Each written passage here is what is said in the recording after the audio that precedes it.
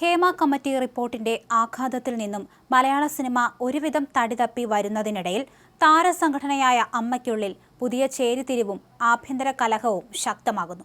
സംഘടനയിലെ ഭാരവാഹികളായ നടിമാർ 3 ചേരികളായി തിരിഞ്ഞ് പോരടിക്കുമ്പോൾ നടൻ ടിനി ടോമിനെ പൂർണ്ണമായും വില്ലൻ വേഷത്തിൽ നിർത്തിക്കൊണ്ടുള്ള കടുത്ത നീക്കങ്ങളാണ് അണിയറയിൽ നടക്കുന്നത് എന്നാണ് സൂചന. അമ്മയുടെ പ്രസിഡന്റ് ശ്വേത മേനോൻ ഒരു വശത്തും സെക്രട്ടറി കുക്കു പരമേശ്വരൻ മറുഭാഗത്തും നിലയുറപ്പിക്കുമ്പോൾ അൻസിബ ഹസൻ, മാല പാർവതി, നീന കുറുപ്പ് എന്നിവരും ഈ വിവാദങ്ങളുടെ കേന്ദ്ര ബിന്ദുക്കളായി മാറിയിരിക്കുകയാണ്.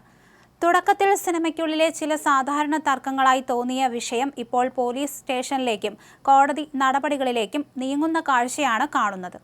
പരസ്പരം മൊഴിയെടുക്കലുകളും പരാതിപ്പെടലുകളുമായി താരങ്ങൾ രംഗത്തെത്തിയതോടെ സിനിമാ മേഖലയുടെ പ്രതിച്ഛായ തന്നെ തകരുന്ന അവസ്ഥയിലാണ് കാര്യങ്ങൾ. ഈ താരങ്ങൾ ഇങ്ങനെ നിസ്സാര കാര്യങ്ങളുടെ പേരിൽ ഭിന്നതയുണ്ടാക്കുക, പരദൂഷണം പറയുക, പോലീസ് സ്റ്റേഷനിൽ പോവുക, ഇതൊക്കെ സിനിമാ മേഖലയോടും സിനിമയോടുമുള്ള മനുഷ്യന്റെ ഇഷ്ടം നഷ്ടപ്പെടുത്തും. ഹേമ കമ്മിറ്റി റിപ്പോർട്ടിന്റെ പശ്ചാത്തലത്തിൽ പുരുഷന്മാർ മാറി നിൽക്കണമെന്ന പൊതുവികാരത്തിന്റെ അടിസ്ഥാനത്തിലാണ് സ്ത്രീകൾക്ക് മുൻഗണന നൽകിക്കൊണ്ട് ശ്വേത മേനോൻ പ്രസിഡന്റായും കുക്കു പരമേശ്വരൻ സെക്രട്ടറിയായും പുതിയ കമ്മിറ്റി നിലവിൽ വന്നത്.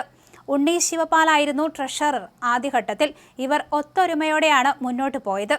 എതിരാളികളില്ലാതെ ജയിച്ചു വന്ന അൻസിബ ഹസന് തുടക്കത്തിൽ വലിയ പിന്തുണ നൽകിയിരുന്നത് സീനിയർ കമ്മിറ്റി അംഗമായ ടിനി ടോം ആയിരുന്നു. അൻസിബയ്ക്കെതിരെ മത്സരിക്കാനിരുന്ന സരയുവിനെ പിൻവലിപ്പിച്ചതും സ്പോൺസർമാരെ കണ്ടെത്തി നൽകിയതുമെല്ലാം ടിനി ടോം ആയിരുന്നു. എന്നാൽ ടിനി ടോമിന്റെ ചില അനാവശ്യ കമന്റുകളാണ് പിന്നീട് കാര്യങ്ങൾ വഷളാക്കിയത്.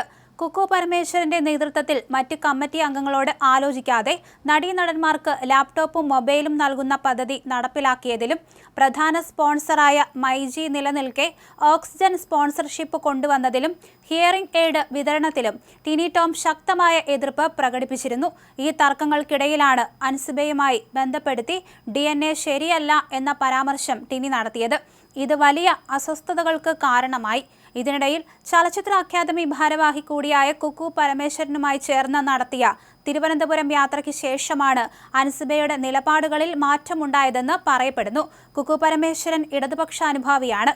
ഇടതുപക്ഷത്തിന് വീണ്ടും തുടർഭരണമുണ്ടാകുമെന്ന രാഷ്ട്രീയ വിലയിരുത്തലുകളും കോൺഗ്രസ് അനുഭാവിയായ ടിനി ടോമിനെതിരെയുള്ള നീക്കങ്ങൾക്ക് ഇതിലൂടെ ശക്തി പകർന്നു.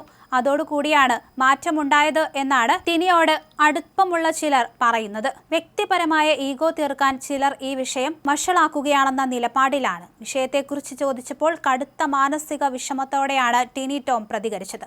ഞാൻ എല്ലാം കൃപാസനം മാതാവിന് സമർപ്പിച്ചിരിക്കുകയാണ്. ഉടമ്പടി എടുത്ത് പ്രാർത്ഥിക്കുകയാണ്.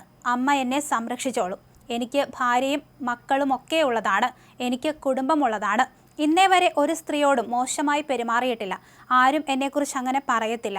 ഞാൻ അതുകൊണ്ട് ആരെക്കുറിച്ചും ഒരു അഭിപ്രായവും പറയുന്നില്ല. ഒന്നും പറയരുതെന്ന് അമ്മ എന്ന് പറയുന്ന എൻ്റെ സംഘടന വിലക്കേർപ്പെടുത്തിയിട്ടുണ്ട്. മാത്രമല്ല എൻ്റെ അഭിഭാഷകൻ പറഞ്ഞിരിക്കുന്നത് അഭിപ്രായം പറയരുതെന്നാണ്. അതുകൊണ്ട് ഞാൻ ഒന്നും പറയുന്നില്ല.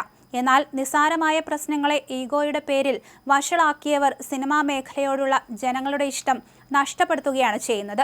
ടിനി ടോമിനെ പൂർണ്ണമായും സിനിമയിൽ നിന്ന് ഇല്ലാതാക്കാനായി വലിയൊരു ഗൂഢാലോചന പിന്നിൽ നടക്കുന്നുണ്ട്. പോലീസ് കേസായില്ലെങ്കിൽ കോടതി വഴി കേസെടുപ്പിക്കാൻ പോലും ഈ സംഘം തയ്യാറെടുക്കുകയാണെന്നാണ് സൂചന.